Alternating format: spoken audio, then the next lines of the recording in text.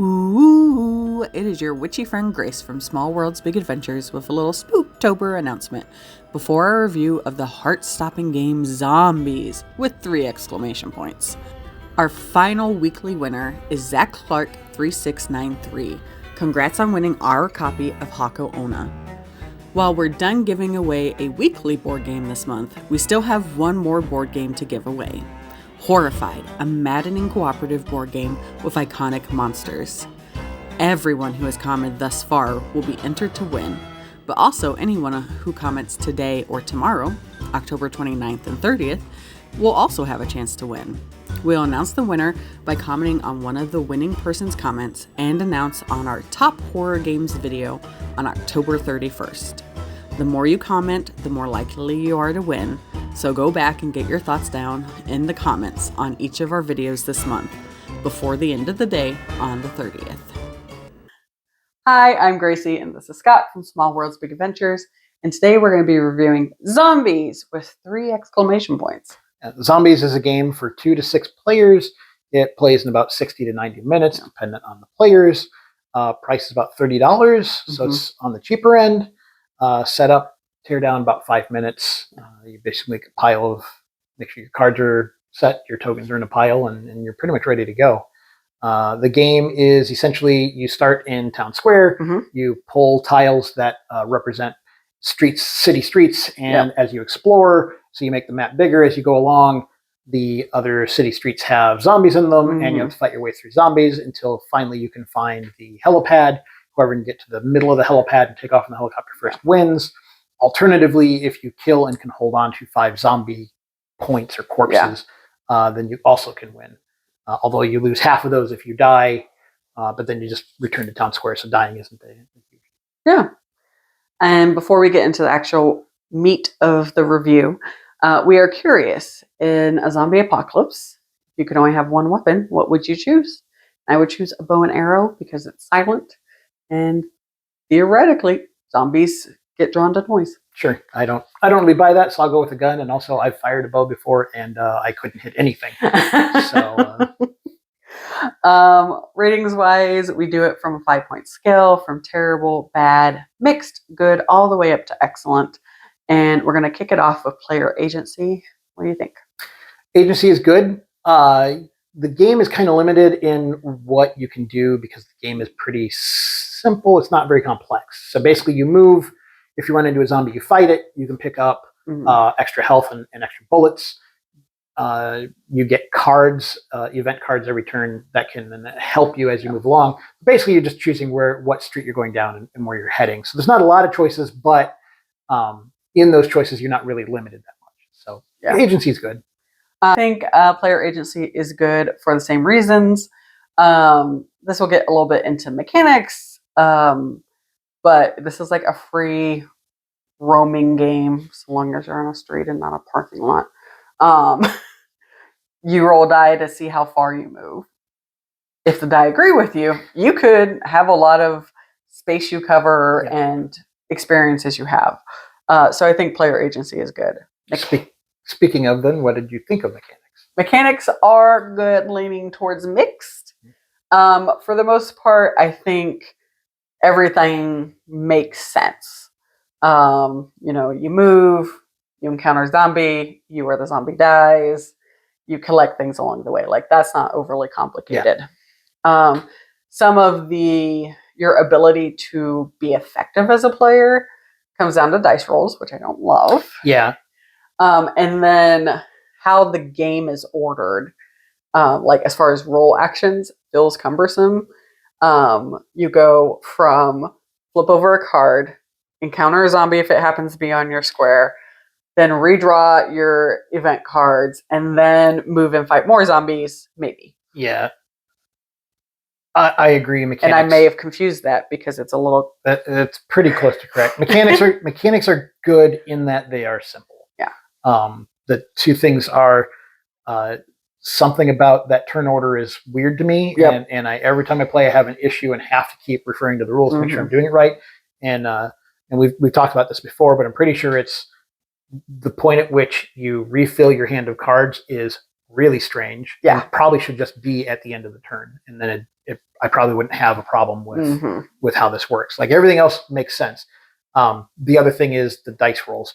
That first zombie that you fight, you're guaranteed to beat it. Oh, There's no question. They give you enough resources that you kill the first zombie.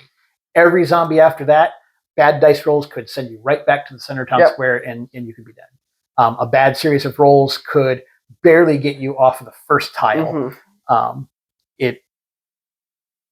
Dice can be a huge problem in a game like this, and there's a lot of usage of it in the mechanics.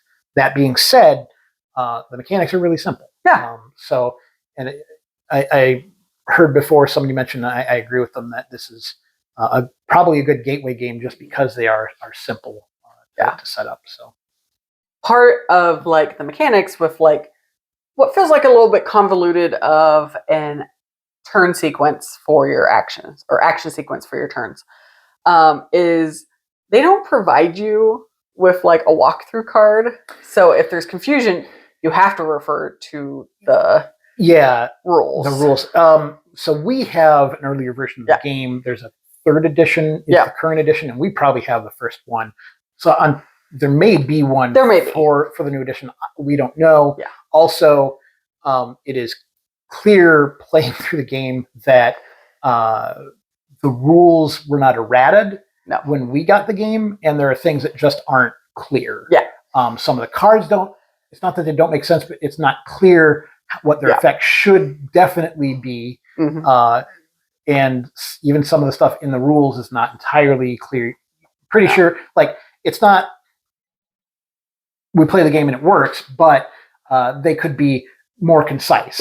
You have moments of going, well, this is just the way we're going to play it and hope it's right. This is probably correct. Yeah. And I would assume that the newest version of the game probably has most or all of that corrected. So there is that. But going off of that, all of the cards, whether it's the map cards that you're unveiling, the little tokens and whatnot, are very thin. Hard to read the tokens. There's a bullet token and a heart token. They're both black and white. And they're literally like this big. They're so tiny.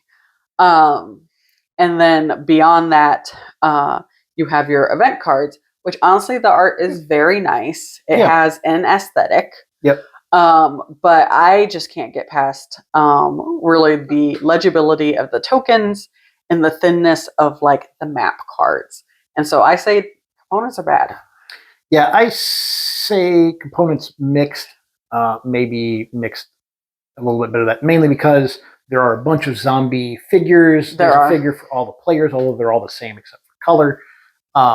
And that's something I definitely like to encourage in the games. We've seen a lot of games this month specifically that use standees instead of figures. The newer version, the bullets and the hearts are different colors. So that's good. The street tiles are real thin, and the art on them is not the best and not the clearest. The cards are fine. Duplicative. Like you'll have 5. All three-way intersections are exactly the same. All four-way intersections are exactly the same, which is fine. It's cheap. It's a cheap game. Yeah. So I said mixed. Yeah, that's not quite good in my opinion, but mixed. I think is pretty solid. Fair. Something I was mixed on was theme. Don't get me wrong. The game is called Zombies, and there are zombies. There are. But there's almost no narrative to it. And so it's hard to really say, like, oh, the theme carried throughout when there was no theme or narrative or anything. If they had said that the theme was just milling about zombies, maybe I could say it was good. But I mean, is that a good theme, though? Yeah.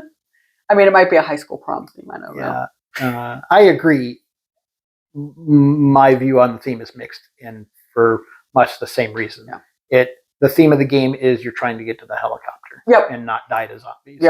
And even that doesn't matter, because dying to zombies sometimes can be an advantage because it puts you back into town square, which could be closer to the helicopter, because that's going to be random.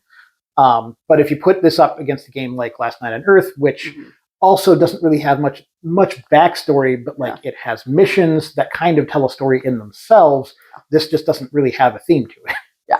So mixed at best, I think. For overall enjoyability, what did you think? For me, it's mixed and almost bad. Yeah. I almost never sit down, finish a game of this, and go, glad I played that.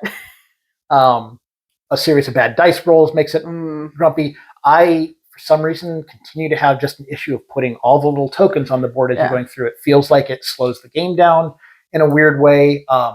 The issue that we talked about earlier about drawing your cards up in the middle of your turn, basically, kind of towards the beginning, but like in a weird spot in your turn, still gets me. It still feels weird. I don't hate the game. I wouldn't say bad. Like I can sit down and play it.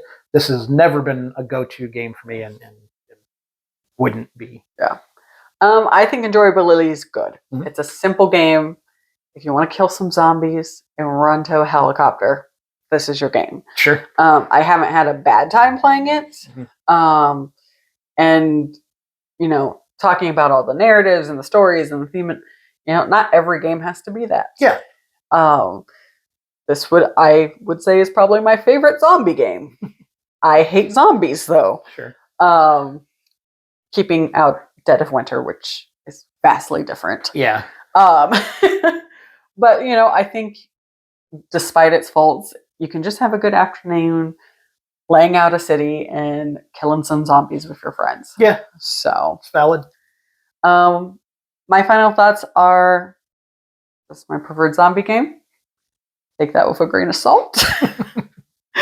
The components are trash, and honestly, trash in a sense that like it takes away from the enjoyability. Yeah, a little bit. Yeah. Whether it's certainly for the version we've got. Yeah. Whether it's like the map moving or having a hard time picking up the tiny little components, like it detracts from it, unfortunately. But in general, like this game is just benignly enjoyable. You can get a bunch of people at the table to play this, and I don't think many people will be like, "Oh, I had a trash time."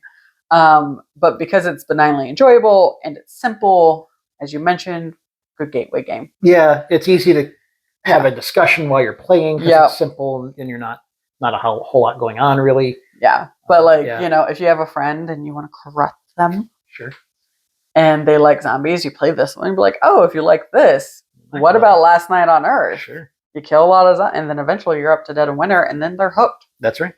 Yeah. So, what are your final thoughts? You're right. The components, especially in the version we've got, kind of trash.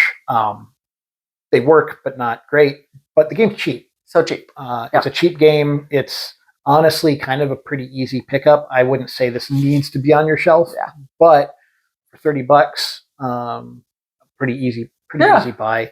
I don't like the game a lot, but I can see that people might, and you certainly do.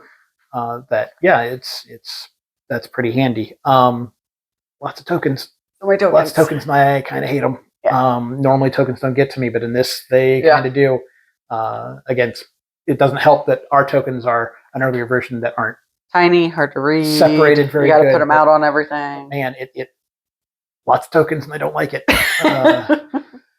But my final thought for this is there's a bunch of expansions. Yeah. We've kind of gone over this before, but I like when there's expansions to games because it implies a couple of things. One, that there's an audience out there that likes the game, which implies that the game is probably good on some level. Mm-hmm. And also, if you like the game, then you're not playing the same game over and over again. If you're willing to buy one of the expansions, you can add who knows what to your game. I know this one adds, some of the expansions add zombie dogs, they add zombie and we haven't soldiers. Played that, and I'm very sad. And we plan to do that at some point. We have zombies 2, 3, 3.5, 4, 5, 6, and then humans. Which at some point we will sit down for an afternoon and play with a couple of friends. And I like that. I always like that for games, and I like that for this. Yeah. Even if I don't specifically like this game, maybe one of the expansions will add some stuff to it that I will enjoy. You're like, you know what really makes zombies shine? Zombies and Zombies 3.5. That's right, Zombies 3.5. So, you know, that's, I think, really great for games in general when we see that. Yeah. If you liked Last Night on Earth because you're killing mad zombies. Yep. Betrayal at House on the Hill because you're revealing the map as you go. You're building the map. Or Don't Talk to Strangers. You're avoiding bad guys as you're trying to get to a place of safety. Then you might vibe with this game. And if you enjoyed our review and think you vibe with us, you can go ahead and hit like on the video. If you want to hear more game reviews, gamekeeper tips, tabletop DIYs, subscribe. And if you hit the little notification bell, you'll be notified next time we upload. And if there's nothing else, we'll see you next time.